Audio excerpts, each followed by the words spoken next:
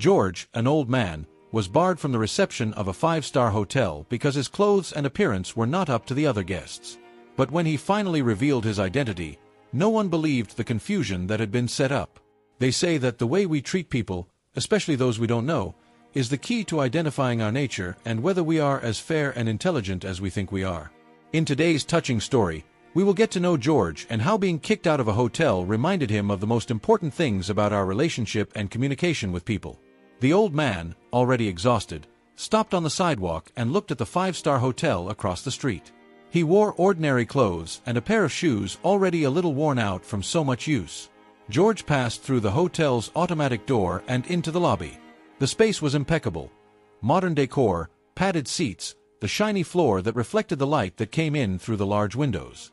At the reception was a well-dressed, standing woman with impeccable posture and light makeup, showing off a high-heeled shoe that looked expensive. When the man in ordinary clothes and worn shoes stopped near her, the well-dressed woman looked up and down and, in less than 2 seconds, judged that this gentleman was not a guest or customer. He thought it was someone who needed some kind of information and prayed that it wasn't a homeless person who had entered there to disturb the guests. It seemed that at any moment the old man's shoe would open.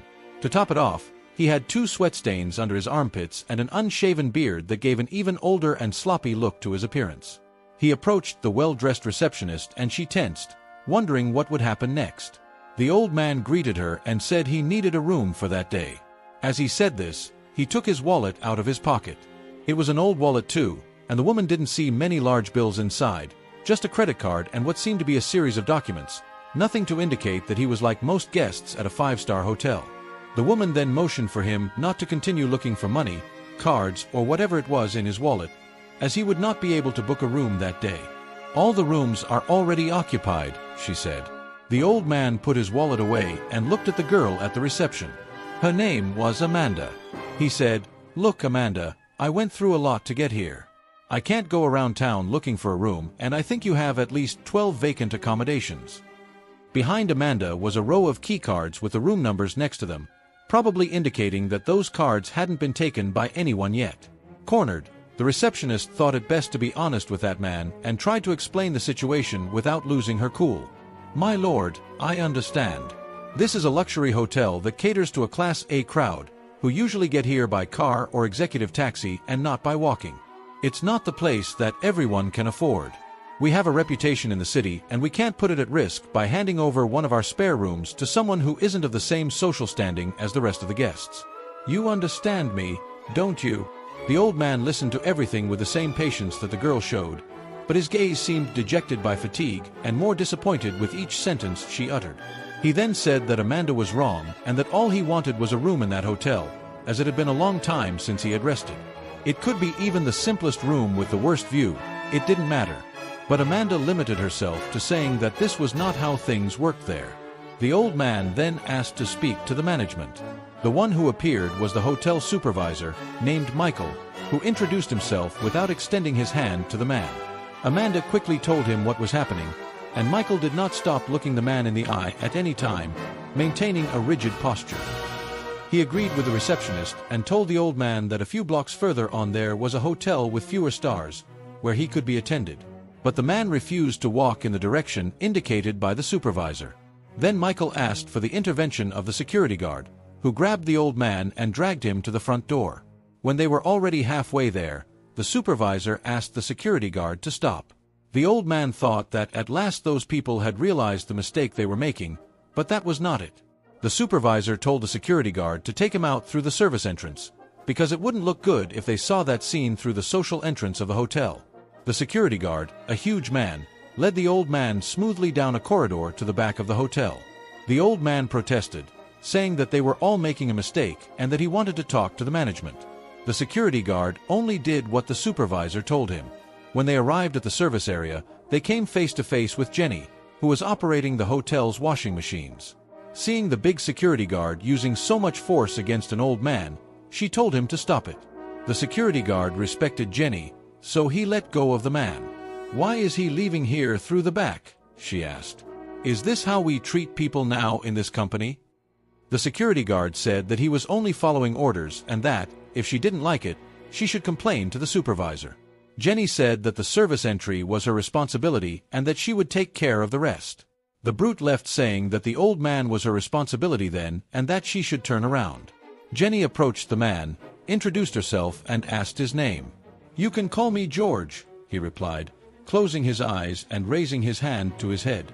Jenny promptly took a white pill from her pocket and offered it to him. "Does your head hurt?" she asked. "Take that, dear, you'll get better." The old man thanked her and the woman said that her shift was over and that she was now waiting for her husband to come and pick her up. Meanwhile, a pair of maids appeared in the service area and saw Jenny with a man, who, in addition to his advanced age, simple clothes and worn shoes, was now all crumpled and disheveled. They wasted no time and teased their colleague, saying that they knew that her husband was not the most capable thing on earth, but that they would exchange him for that man over there. In the work environment, it was already too much. "You are funny, right? Work and leave it for free," Jenny replied. George was not offended and even found amusement in the maid service, but he also noticed that Jenny was embarrassed. The maids left laughing. George wanted to know what that comment was about her husband not being a capable person. Jenny took a deep breath and began to tell the story. Her husband, John, was now physically disabled after losing his leg in a hit and run. The driver ran the closed light and hit the front of the car on John's body, who was crossing the street. The accident tore his leg apart. He was attended to by a rescue service and had to be urgently sent to the surgical center. The doctors tried, but his leg was not saved and ended up amputated.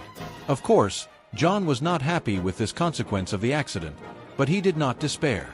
Jenny said that, despite everything, he was grateful to have survived and believed that he still had a promising future. John's youth had been difficult. He never knew his father and his mother died of cancer when he was a teenager. He spent a lot of time living in a shelter, finished his studies and started working.